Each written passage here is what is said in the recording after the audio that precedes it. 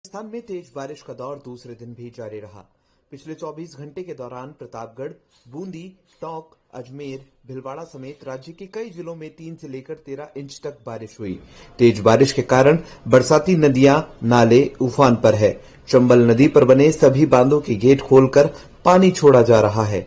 मौसम केंद्र जयपुर के मुताबिक आज जोधपुर, पाली, बीकानेर, जैसलमेर, बाड़मेर, जालौर, चित्तौड़गढ़, भीलवाड़ा, सिरोही, उदयपुर, राजसमंद में भारी बारिश का अलर्ट जारी किया गया है।